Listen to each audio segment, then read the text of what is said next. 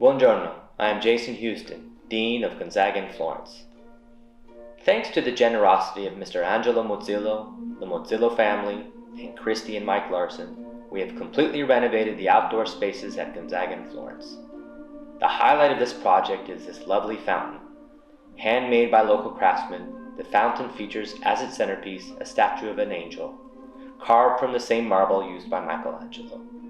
The basin and backdrop are of travertine, the columns in the Tuscan Doric style that elegantly offset in color and design the simple angel. The fountain is surrounded by a green space with benches, inviting visitors to sit and reflect. The largest new space is the cortile, or courtyard, at the center of which we have featured a green space with a magnolia tree, which will grow to provide shade. The perimeter of the cortile is covered by pergole, or overhangs, which can be further enclosed to protect from the elements.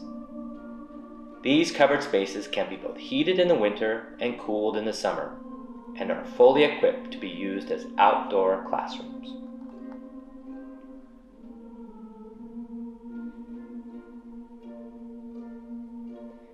Even the parking area has seen a dramatic improvement with this renovation, with a new brick surface and a sturdy boundary wall with embedded lighting. A narrow green space, punctuated by 2 cypress trees at each end and 4 deciduous trees between, harmonize the space with the changing seasons.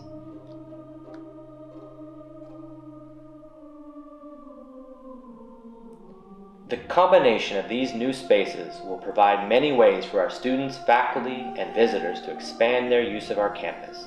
In the evening, the entire space will illuminate with colors of the Florentine sunset, bringing out the beauty of our building and our new campus. Whether for class, study, a quick meal, or simply to relax in the fresh air, the new Gonzaga in Florence is more welcoming and dynamic than ever before. Students are back in Florence, and this space is essential to allowing us to run our program now and in the future.